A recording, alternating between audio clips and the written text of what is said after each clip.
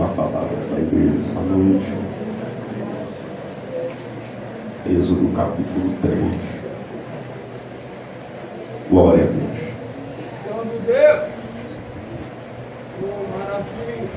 Vamos ler aqui alguns versículos.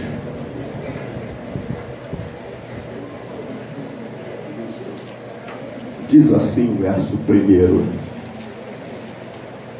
E apacentava Moisés o rebanho de Jetro, seu sogro, sacerdote em Midian. Levou o rebanho atrás do deserto e veio ao monte de Deus, a Horebe. E apareceu-lhe o anjo do Senhor em uma chama de fogo no meio de uma sarça. E olhou, e eis que a sarça ardia no fogo, e a sarça não se consumia. E Moisés disse: Agora me virarei para lá, e verei esta grande visão, porque a sarça se não queima. E vendo o Senhor que se virava para lá a ver, bradou Deus a ele do meio da sarça e disse: Moisés, Moisés. E ele disse: Eis-me aqui. Disse: Não te chegues para cá. Tira os teus sapatos de teus pés, porque o lugar em que tu estás é terra santa. Disse mais: Eu sou o Deus de teu pai, o Deus de Abraão, o Deus de Isaque, o Deus de Jacó. E Moisés encobriu o seu rosto, porque temeu olhar para Deus. E disse o Senhor: Tenho visto atentamente a aflição do meu povo que está no Egito, e tenho ouvido o seu clamor por causa dos seus exatores, porque conheci as suas dores. E você diz amém? Amém. Vamos orar. Senhor, nesta oportunidade, quero te glorificar e agradecer, entregar a minha vida, Senhor, em tuas mãos. Ó Pai, tu conheces bem a minha estrutura e lembra-se de que eu sou pó. Eu te peço a Deus que possas neutralizar todo espírito que se opõe à tua palavra, que seja lançado no mais profundo abismo, que eu possa falar à tua igreja, Senhor, de maneira clara e objetiva. Importa, Deus, que tu cresça e que eu diminua. É a minha oração em nome de Jesus. Amém. Os irmãos, por favor, podem se assentar. Maravilha! Glória a Deus! Deus abençoe a vida dos adolescentes, geração de adoradores. Bem, meus irmãos, nós lemos nessa oportunidade alguns versículos que mostram ou trazem a narrativa do dia do chamado de Moisés.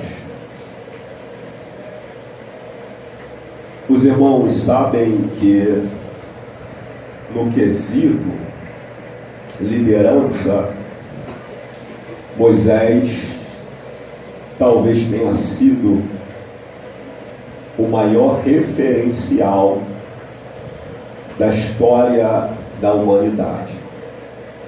E é claro que quando eu falo que Moisés foi o maior líder, eu não incluo Jesus de Nazaré, porque Jesus não entra em disputa com ninguém. Ele já é vencedor. Aleluia! Jesus disse que a lei veio por Moisés, mas a graça e a verdade vieram por intermédio de Jesus de Nazaré. Mas, sem sombra de dúvida, que Moisés foi um líder singular. O que diz respeito às outras lideranças, Moisés levava uma ampla vantagem, porque Moisés não experimentava o silêncio de Deus. Diz a Bíblia que quando a nuvem baixava na tenda da congregação, Deus falava com Moisés como qualquer homem fala ao seu amigo. Números capítulo 12 ou 13 diz a Bíblia que quando Israel chegou em Azerote, Moisés tomou uma mulher cuxita para si. E diz a Bíblia Sagrada que por conta desse posicionamento de Moisés, Arão e Miriam se levantaram contra Moisés porque ele havia tomado essa mulher cuxita. O texto diz que Moisés, nesse episódio, era o homem mais manso da face da terra. Moisés não tomou partido desse levante, desse burburinho que surgiu em torno do seu nome. Mas Deus ouviu e não gostou. Deus ouviu e não ficou satisfeito. Por conta disso, ele chama Arão, Miriam e Moisés para a sala de reunião.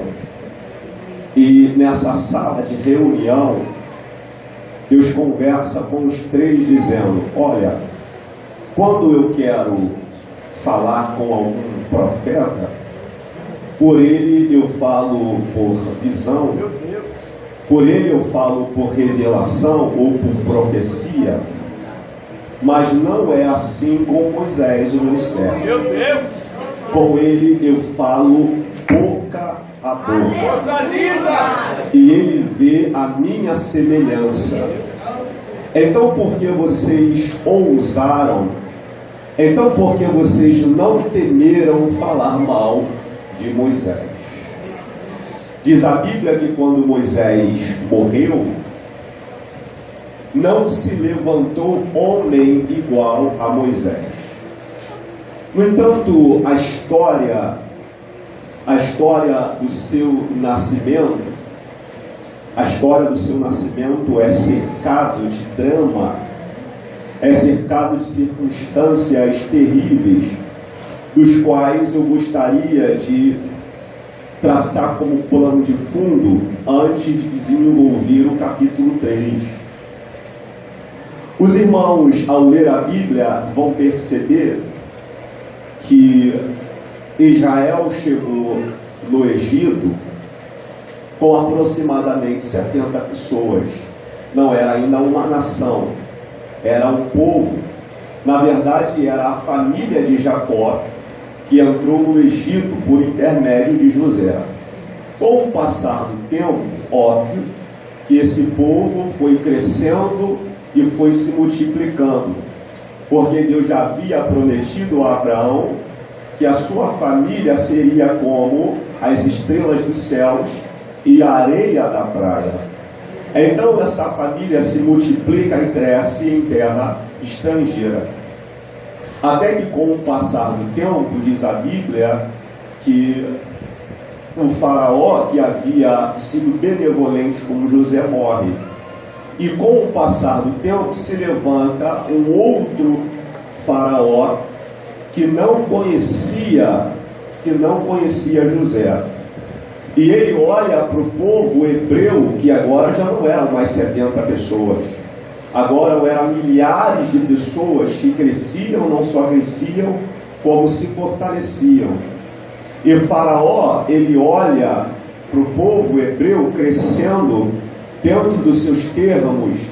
Ele olha e ele percebe que se esse povo, ao se levantar uma guerra, uma outra nação, se levantasse contra os egípcios, Faraó temeu e disse: olha, é bem provável que ao se levantar uma guerra contra nós, acontece que o povo hebreu eles podem se levantar contra nós, porque eles estão crescendo, eles são fortes.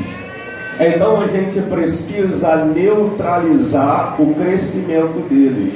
Você olha para Faraó, e a preocupação de Faraó no que diz respeito ao povo hebreu eles estão crescendo, eles estão se multiplicando. Eu estou preocupado com o crescimento deles. Então a gente precisa criar um plano para neutralizar o crescimento do povo hebreu. Então o que vamos fazer? Vamos aumentar as cargas, vamos aumentar os trabalhos, vamos aumentar o sofrimento. À medida que o sofrimento aumenta, a ideia de Faraó era essa: à medida que o sofrimento vai aumentando, o povo vai deixar de crescer. Se a gente oprimir o povo, se a gente perseguir o povo, eles vão deixar de crescer. Então Faraó dá ordem aos seus capatazes e diz: vão, oprimam, façam os hebreus sofrerem, porque eu não quero mais que eles cresçam, porque eu estou preocupado com o crescimento deles. Mas diz a Bíblia Sagrada que quanto mais afligiam o povo de Israel, quanto mais afligiam os hebreus, mais eles cresciam e mais eles fortaleciam. Quanto mais maltratavam o povo de Deus, mais eles cresciam. Era como que o sofrimento servia como estímulo para crescimento. Quanto mais o capataz vinha e dava uma chicotada nos lombos dos hebreus, mais eles cresciam e se fortaleciam. Por quê, pastor? Porque toda ferramenta preparada contra ti não prosperará. É assim com a igreja, é assim com a sua vida. Quanto mais oprime a igreja, quanto mais oprime o povo de Deus, mais ele cresce e mais ele se fortalece. É assim com a sua vida. É só você ver e é só você perceber. Quanto mais te caluniam, mais você cresce. Quanto mais falam mal dessa igreja, mais ela vai crescendo, mais ela vai se multiplicando. Quem olha e aponta o dedo para essa obra, eu nunca vi. Foi a primeira vez que eu venho aqui. Mas quando eu olho com olhar espiritual, eu consigo perceber alguém olhando, apontando e dizendo: não vai chegar a lugar algum, não vai sair disso. Mas se eles entrarem aqui dentro, vão ter a percepção que a igreja do Senhor não para com sofrimento. Quanto mais sofre, mais ela cresce. Quanto mais sofre, mais ela cresce. Por quê? Porque Jesus de Nazaré disse para Pedro: e sobre esta pedra eu edificarei a minha igreja, e as portas do inferno não prevalecerão. Bendito seja o nome do Senhor contra ela. Então fica tranquilo, igreja. Então fica tranquilo, pastor, porque o sofrimento vai produzir, vai gerar crescimento. Faraó manda fazer um novo censo, porque ele se preocupa, e ao se preocupar, ele diz: o sofrimento não está dando certo. Então nós vamos matar os hebreus. Quando nascer homem, a gente mata. Se for menina, deixa viver. Então deram uma ordem para duas parteiras, cujo nome era Sifrá e Puá, e disseram: quando vocês forem ajudar no parto das hebreias, e se vocês observarem e perceber que a menina deixa viver, mas se for homem, mata. Diz a Bíblia Sagrada que as parteiras receberam essa ordem, mas diz o texto que elas temeram ao Senhor e não executaram a ordem de Faraó. Elas temeram a Deus, Aí Faraó, ele faz uma nova reunião e percebe, quando faz o censo, ele percebe que o sofrimento não neutralizou. E deu a ordem para matar, também não neutralizou o crescimento. Ele diz, olha, o que está acontecendo? Eu dei uma ordem para fazer o povo sofrer, eles continuam crescendo. Eu dei uma ordem para matar o povo hebreu, eles continuam crescendo. O que aconteceu, Sifra e Puá? Aí diz a Bíblia Sagrada que as duas parteiras disseram para Faraó, não, acontece o seguinte, é que as hebreias, elas não são como nós, elas são fortes. Quando a gente chega para fazer o parto, quando a gente chega para ajudar no parto, as crianças já nasceram. Agora, olha o testemunho de Sifra e Puá.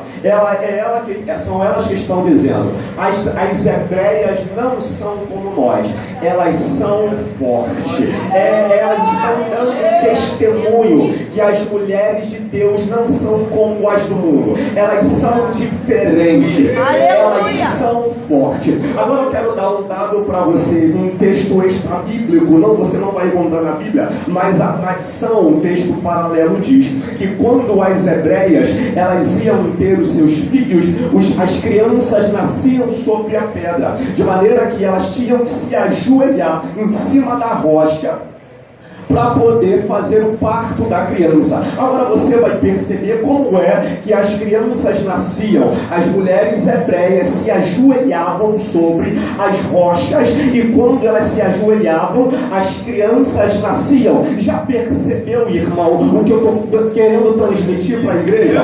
Que o fruto que as hebreias geravam, que nasciam sobre a rocha. E eu quero liberar uma palavra para você aqui nessa noite. Fruto gerado sobre a rocha, no joelho, o diabo não toca. Bendito seja o nome do Senhor. Levanta suas mãos, porque eu quero profetizar de olhos abertos. O teu casamento foi gerado sobre a rocha, o diabo não toca. A tua família foi gerada sobre a rocha, o diabo não toca.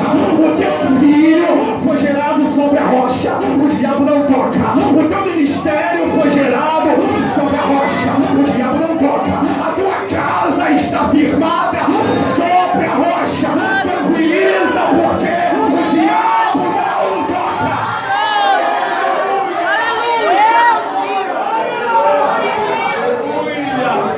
Bendito seja o nome do Senhor. E para você interagir, porque isso aqui é didático, com voz de profeta, como diz a primeira pastora Simone, com voz de profeta, com dedo de profeta e autoridade de profeta, diga para esse crente, diga para ele, a tua família é gerada sobre a rocha e o diabo, você não está falando, é com autoridade, o diabo não toca, o diabo não toca, o diabo não toca, ele está dizendo, eu vou destruir, eu vou matar, eu vou acabar, vai divorciar, vai perder, mas é mentira, porque foi gerado na rocha.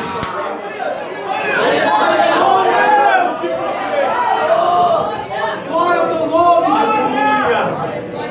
aleluia, oh glória a Deus. Aí o faraó, ele dá uma ordem, e a ordem é essa: todos os egípcios agora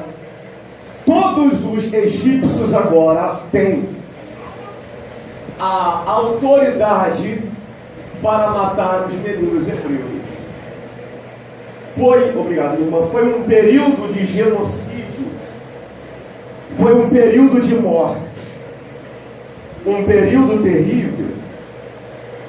Mas a Bíblia Sagrada diz que, paralelamente a esse texto, no capítulo 2, enquanto o faraó está dando ordem para matar os hebreus, paralelamente a esse texto, diz a Bíblia no capítulo 2, que foi-se um varão da casa de Levi. Foi-se um varão da casa de Levi. Eu gosto da expressão que diz assim: e foi-se um homem da casa de Levi e casou-se com uma mulher da casa de Levi. O tempo era de morte, o tempo era de destruição, mas o texto diz: e foi-se um homem da casa de Levi e casou-se com uma varoa da casa de Levi. Pastor, qual é a importância disso? E qual é a aplicação disso para a igreja? É muito claro: e foi-se um homem. Porque, irmãos, o que a minha geração está precisando, é de homem. Homem.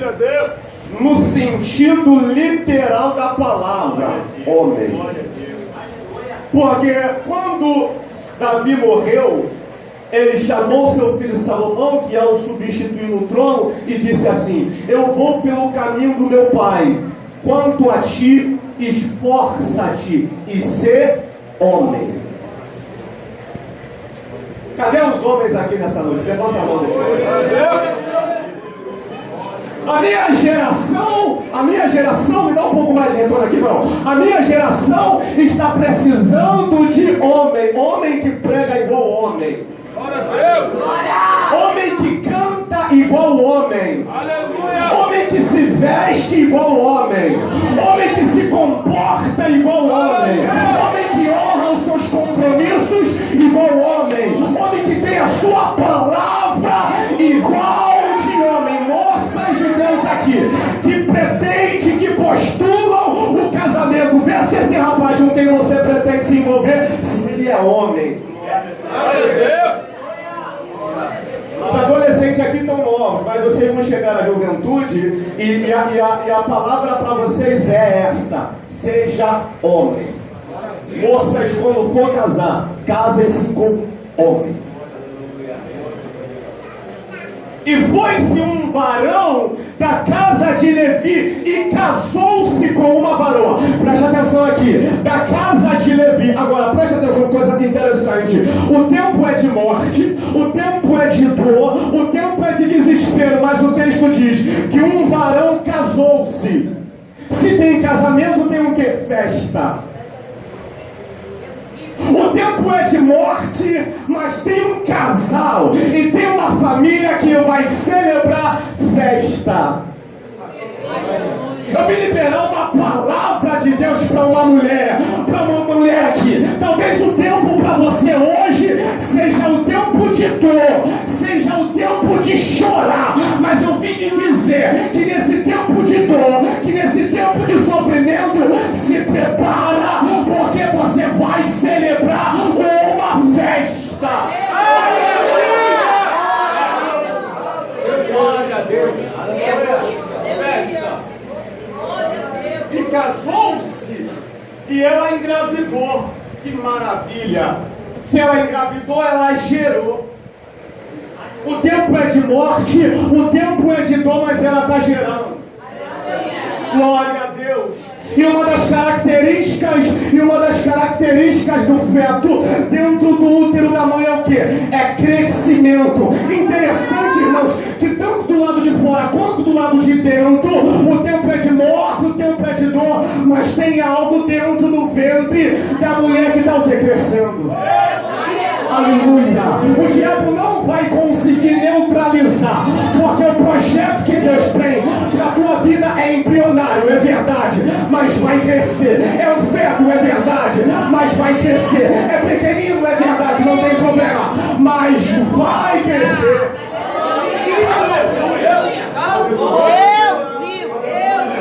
Pega essa palavra aí, vai crescer. Alguém olha e diz: não dá nada, mas vai crescer.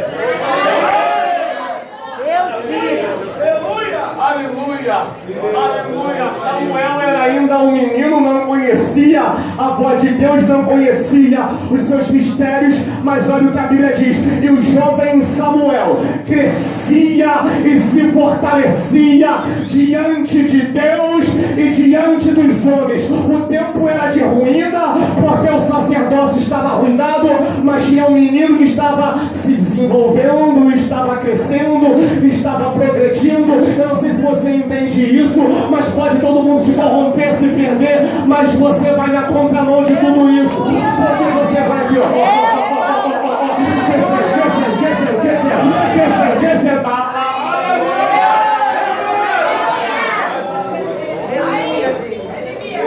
Aleluia! Aí ela engravida,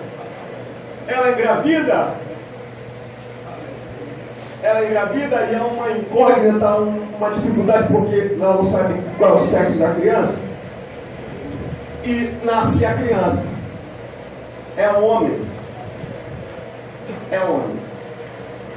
O desespero certamente entrou na casa de Joquebede e de Entrão, que eram os pais dessa criança.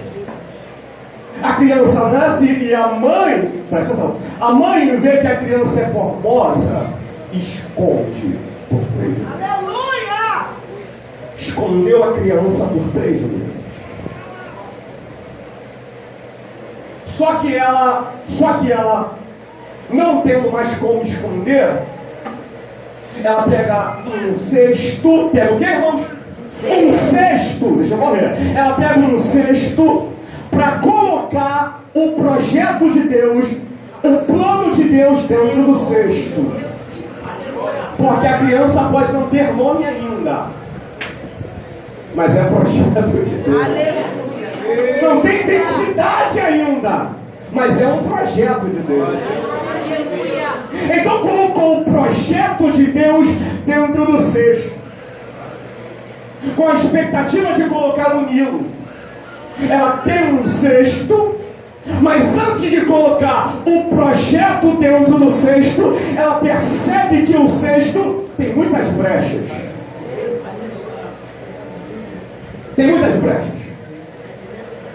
Como é que eu vou colocar o projeto de Deus no lugar em que tem brecha? Eu não posso fazer isso. Como é que eu vou colocar aquilo que é de Deus? Como é que eu vou colocar o meu ministério dentro de um local onde tem brecha? Então o que ela faz, meu pastor? Ela betuma.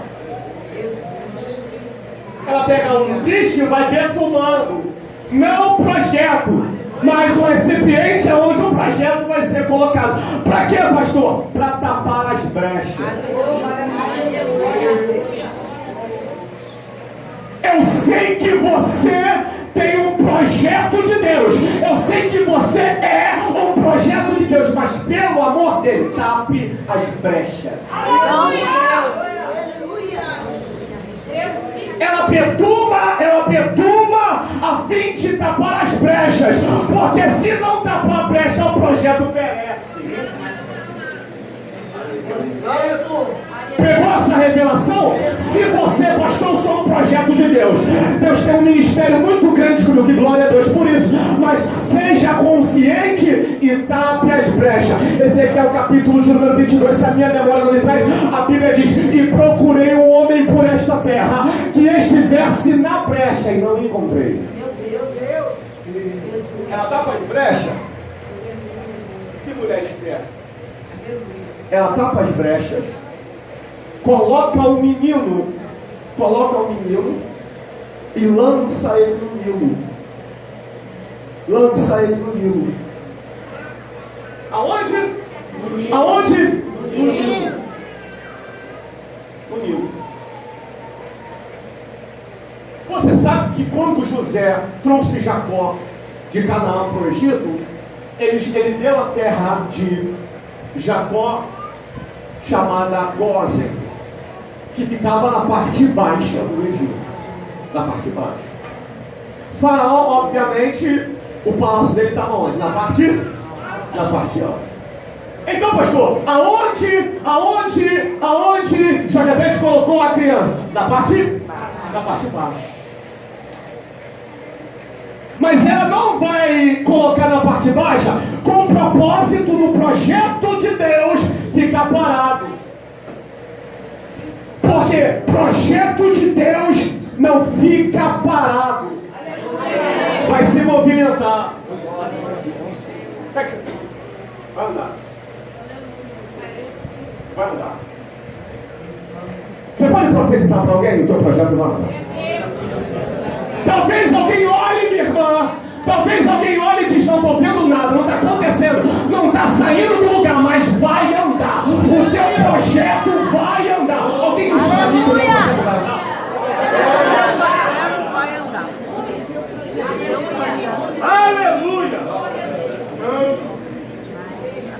Alguém pode estar olhando e estar dizendo, mas já está tanto tempo aí parado, não sai dessa posição, não sai desse cargo, não sai desse ministério, não sai dessa posição. Ele não sabe, mas a Bíblia diz, corramos com paciência. O teu projeto está andando. Aleluia, glória a Deus. Olha aqui, olha aqui, olha o que Moisés, olha o que o Senhor falou para Noé, meu pastor. Noé constrói a arca, porque os animais virão a ti. Não foi Noé que foi atrás dos animais. O Senhor disse, os animais virão a ti. A porta da arca estava aberta. Parece que eu vejo Noé na porta, tranquilo, porque Deus disse, os animais virão a ti. Pastor, o que tem a ver? Meu projeto vai andar com os animais virão a ti. Pega a visão. Os animais virão a ti. Parece que eu vejo agora adolescente. O leão. O leão é igual a nós. Entrou com velocidade lá. Aleluia. A onça. O leopardo. Tudo com velocidade na arca. Mas o Senhor disse, os animais virão a ti. Não tem problema, está todo mundo indo com velocidade, mas a arca só vai fechar quando o último animal entrar, que é a tartaruga. Glória a Deus. Aleluia. Bendito o nome do Senhor. Ela está devagarzinho, mas ela está vindo. Tem gente passando à frente dela, tem gente correndo na frente dela, não vai chegar, mas vai, porque a porta só vai fechar quando ela entrar. Você vai entrar a porta. Aleluia, Deus aqui. Levante suas mãos. Fica tranquilo, não se preocupe com a velocidade. Você vai chegar.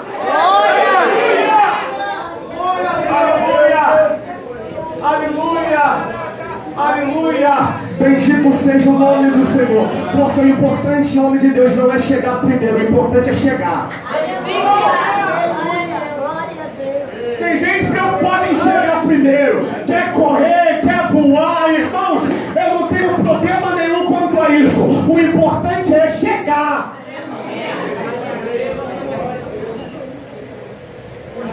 O general do exército de Davi, depois que Absalão morreu, o general falou, transmite a mensagem para Davi, diga que o inimigo dele morreu. Aí diz a Bíblia que ele mandou o rapaz, mensageiro dele, comunicar para Davi. Comunicar. Olha o que a Bíblia diz, que o rapaz saiu, aí Maás, guarda esse nome, aí Maás chegou para o general e falou assim, deixa eu ir também. Deixa eu entregar alguma mensagem para o rei. Não, rapaz, eu já mandei outro mensageiro. Deixa eu ir. Não, rapaz, ele não quero ir. Aí o general falou assim, então vai.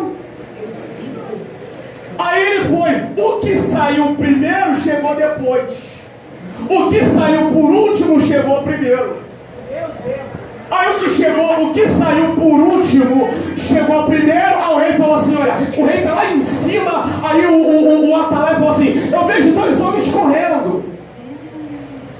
Eu estou vendo dois homens correndo. Um está vindo em alta velocidade e o outro está vindo mais devagar. Esse mais devagar é você. E o que está na velocidade chegou primeiro e o rei falou assim, traga as novas para mim. O que aconteceu?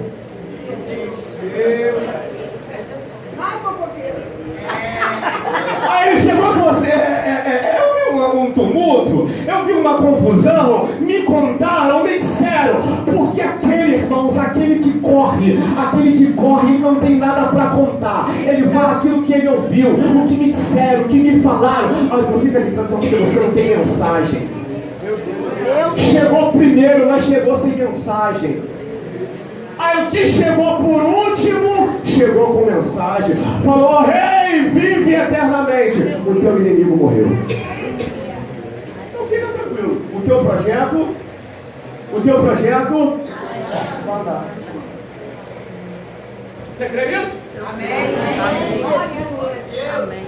Aí ela colocou, irmãos, está na Bíblia. Ela colocou no Nilo. Só que o menino está dentro do cesto, missionária Miriam, está dentro do cesto. É uma criança, tem 3 meses. Tem 3 meses. Ele não sabe. Ele não sabe. O cestinho seguiu o seu curso. Ele não sabe disso. Mas Miriam está de longe, observando o seu movimento, acompanhando a sua trajetória. Porque existem momentos no ministério, existem momentos na nossa vida que nós pensamos que estamos sozinhos. Moisés não sabe, mas tem alguém acompanhando ele. Talvez você não saiba, e talvez você saiba, e se você sabe, eu vim aqui ratificar: tu não estás sozinho, existe um Deus que te acompanha. Aleluia! Aí ele chega onde? No palácio. Onde ele chega? No palácio. Ele chega no palácio. As margens do rio. Diga glória a Deus. Diga aleluia. Aí diz a Bíblia Sagrada que a princesa, filha de Faraó, desceu para se banhar. Desceu para se banhar. A filha de Faraó, por ser princesa, ela é uma pessoa grande, claro. Ela está no palácio, ela está em cima. E Moisés, por ser um hebreu, filho de escravo, a criança, por ser filho de escravo, é o quê? Pequeno. Está embaixo. Está embaixo. Mas quando Deus quer abençoar, Ele tira o grande lá de cima, faz ele descer para abençoar quem está aqui embaixo.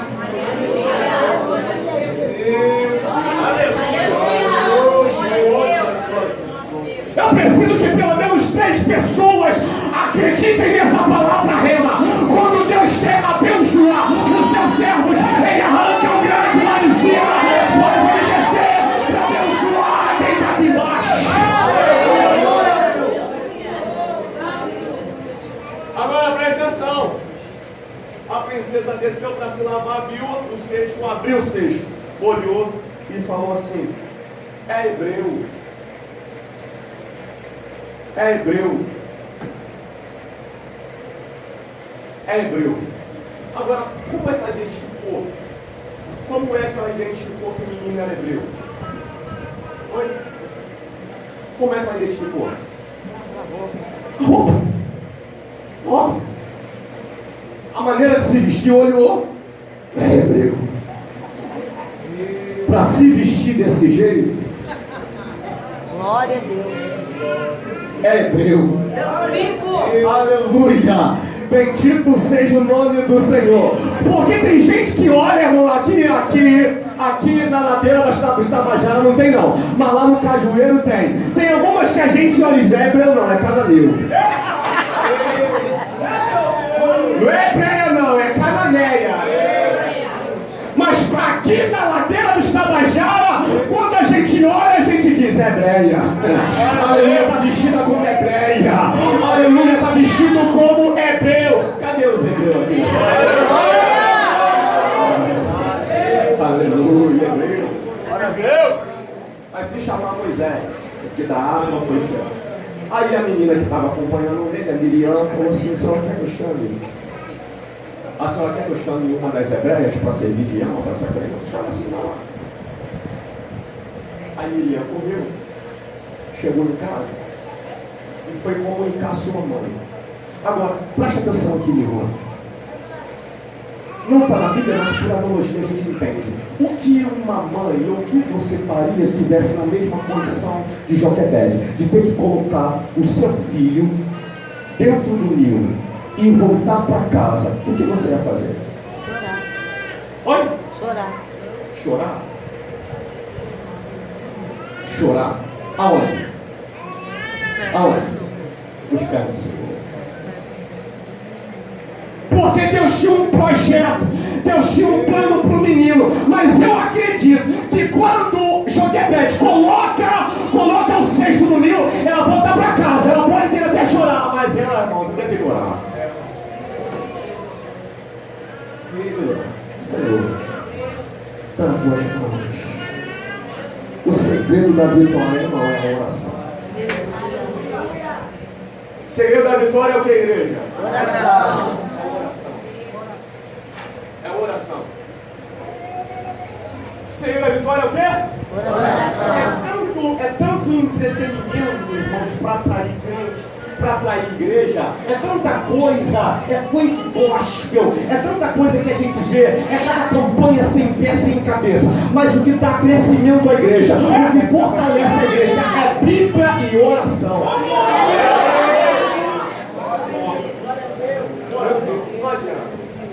Quer unção? Quer unção? Oração. Quer poder? Oração. Você sabe que Pedro está preso. Herodes falou, amanhã morre. Tiago já morreu, Pedro morre amanhã. Pedro morre amanhã. Agora eu pergunto para você, quem foi buscar o Pedro na prisão? Aleluia! Quem foi buscar o Pedro na prisão? O anjo. Quem foi buscar o Pedro na prisão? O anjo. Agora, quem foi buscar o anjo?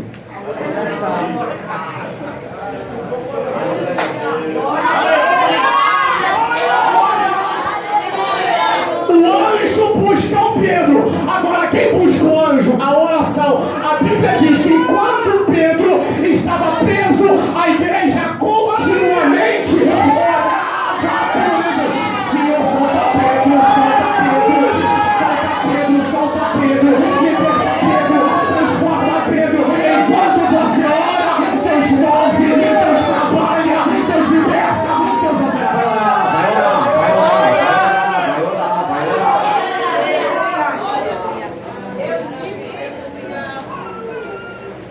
orar. Olha, Daniel capítulo 10, a Bíblia diz assim: Daniel, homem muito amado, desde que humilhaste o teu coração para compreender essas coisas, que são ouvidas as tuas palavras.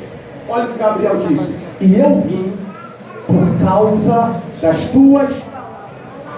Que Daniel está dizendo? Eu vim por causa da sua. Você ora, não vai acontecer nada.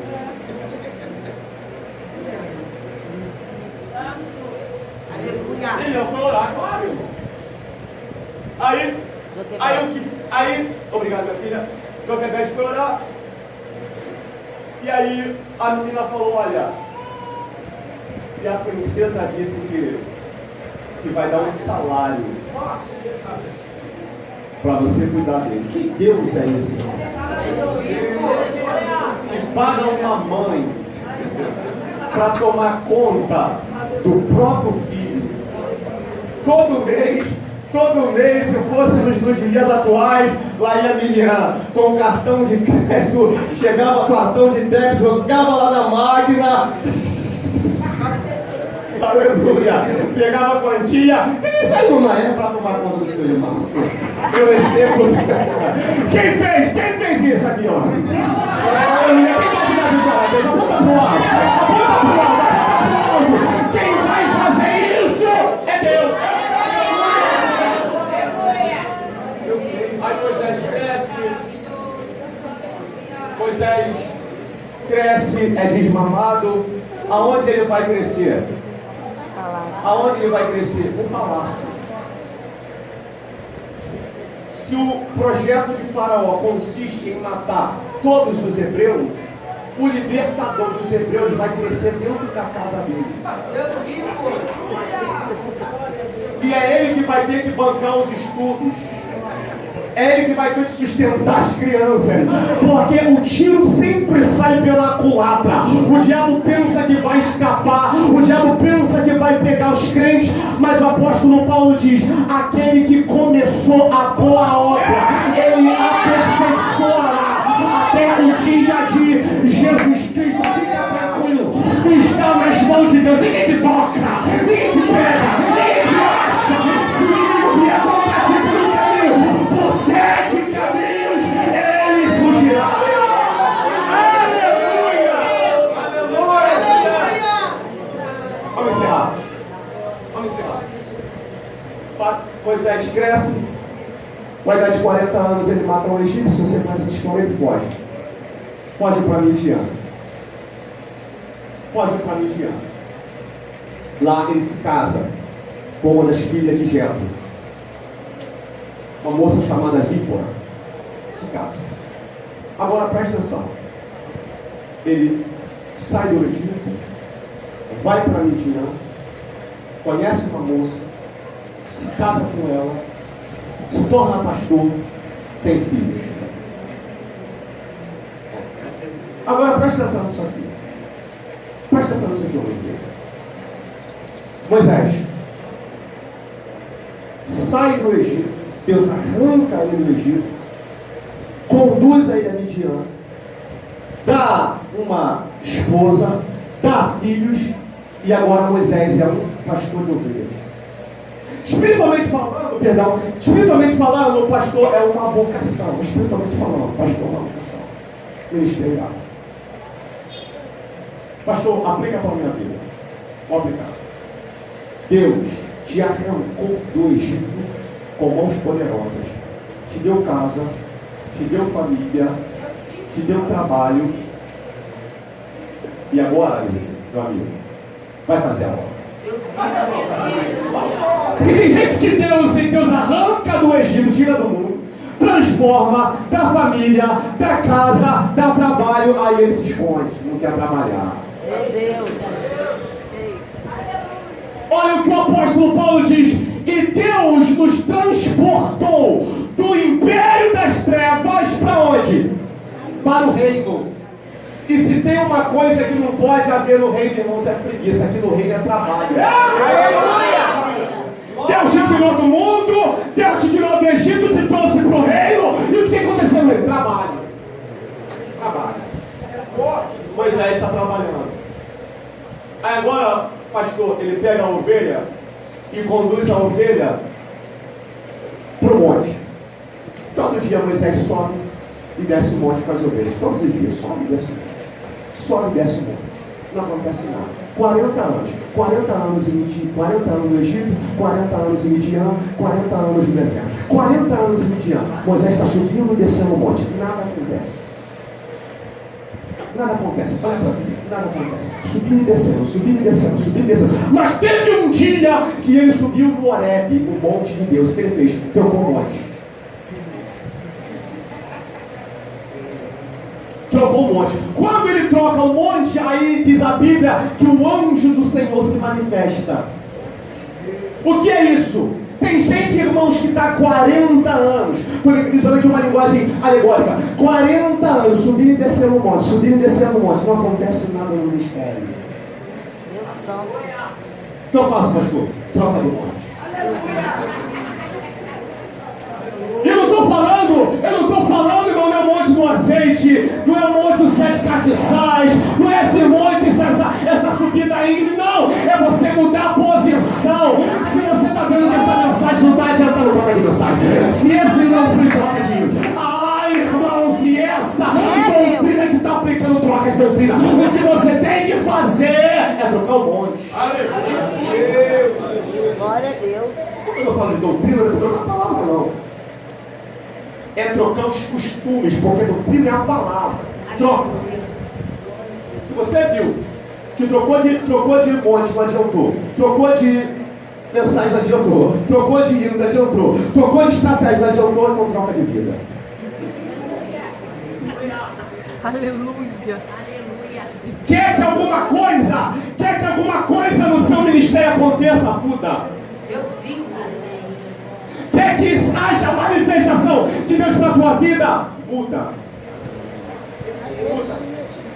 Aí diz a Bíblia que ele viu a sarça ardendo.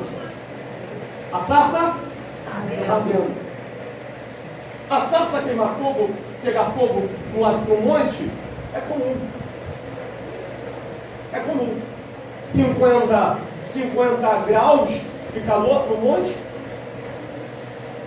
Uma planta que pega fogo com muita facilidade. É muito comum pegar fogo. O que é incomum? Ela não se consumiu. Moisés, quando olhou e viu, meu pastor, aquela sarça pegando fogo e não se consumiu, na versão que DJ Moisés disse, que coisa extraordinária. Eu perguntei para o Senhor, porque alguns estudiosos vão dizer que a sarça pegando fogo e não se consumiu, é o tempo que Israel ficou no deserto, 430 anos, e não se consumiu. Mas eu perguntei ao Senhor, Senhor, o que é a sarça? Deus disse para mim, meu servo, a sarça é você. A sarça é você. Por quê? Porque a sarça sou eu. Porque a sarça é você. Porque só pega fogo e não se consome. Porque Deus está na tua vida. Que coisa extraordinária. Ele não está dizendo da sarça, ele está dizendo do fogo. A sarça é você. Pastor, aplica para a minha vida. Aplica para a minha vida. Quando eu vi os músicos aqui, o rapaz aqui, entoando um cântico, tão antigo, tão conhecido, mais de 10 anos, mas com a graça de Deus, a gente olha e diz, que coisa extraordinária, mas não é a sarça, é o fogo que está na sarça. Aleluia. Quando vi o profeta aqui, com uma voz esplendorosa, cantando e fazendo a igreja, se alegrando no poder de Deus, o Senhor diz, não é ele, não, ele é sarça, é o que está sobre a vida dele. É Deus. Bendito seja o nome do Senhor. Glória a Deus. Quando eu estava sentado minutos antes de eu pregar, e eu vi a missionária minha falando que ela tem fé para receber, que ela vai contar aqui no altar. E eu vi parecer que o rosto dela estava pegando fogo. Eu disse, meu Deus, que presença. O Senhor disse, não é ela, é o fogo que está nela. Glória a Deus. Pastor, então qual é a aplicação? Baixa a tua bola. É Deus. Verdade. Desce do pedestal. Glória a Deus. É fogo. É fogo. Aleluia. O pastor que me antecedeu aqui, ele disse, irmãos, tudo que acontecer aqui é para a glorificação do nome do Senhor. A glória, a honra, o louvor, a majestade é para Ele. Nós somos apenas a sarça.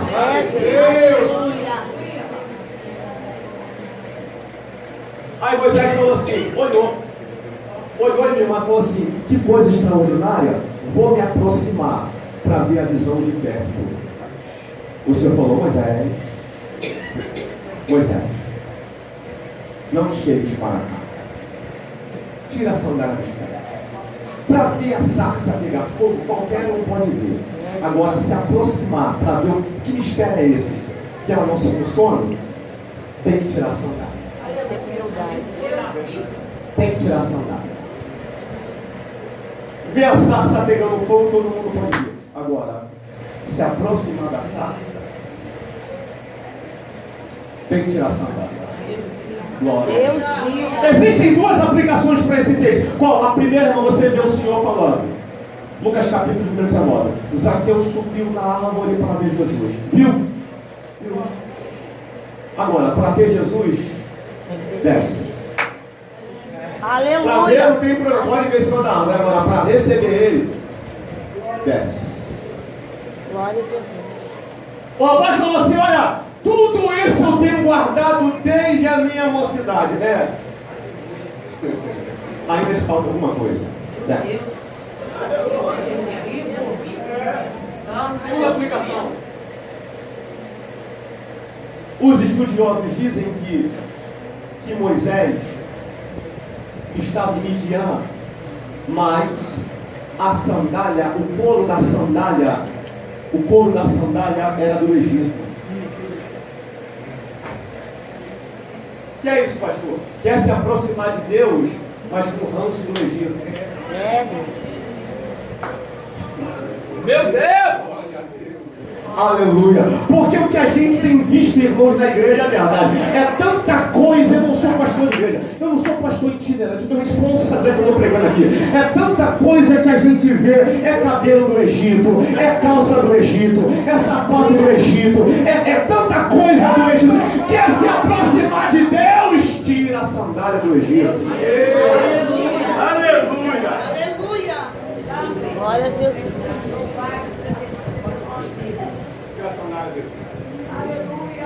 Vem, solta. Filha, Jesus! Foi fiel! Ele viu a sarça.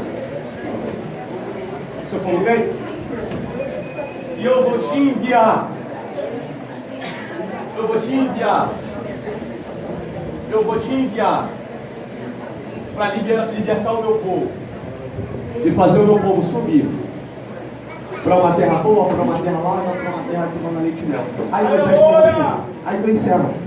Aí Moisés falou assim, aqui eu encerro.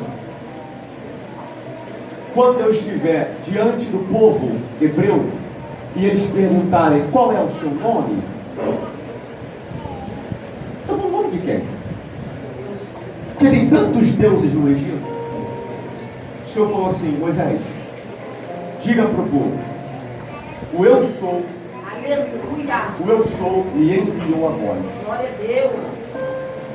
Eu sou o quê? Eu sou o quê? Eu sou o que sou. Aleluia! O que Deus estava querendo dizer para Moisés, eu sou aquilo que você precisava que eu seja. Aleluia! No teu calor, eu serei a nuvem. No frio, eu serei a coluna. Na sede, eu serei a rocha. E Paulo disse, e todos beberam de uma mesma água, da pedra espiritual que lhe seguia, e essa pedra era Cristo. Na tua fome, eu serei o maná.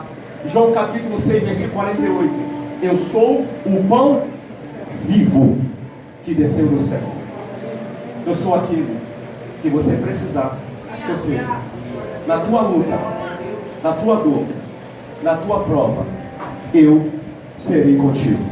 Ó Deus, eu quero te glorificar por essa oportunidade que o Senhor me concedeu de ministrar a tua palavra nessa igreja. Ó Deus amado, que o Senhor possa continuar abençoando essa juventude, esses adolescentes, que eles continuem crescendo na graça, no conhecimento da tua palavra. Obrigado, Senhor, por tão rica oportunidade. Abençoa os pastores dessa igreja. A missionária Miriam, Deus, me cedeu a oportunidade de estar aqui pregando. Ó Deus amado, agora, Deus, que essa palavra possa ter caído em uma boa terra. É a nossa oração. Em nome do Senhor Jesus. Amém. Pense nisso, meu irmão, e que Deus te abençoe. Obrigado pela oportunidade.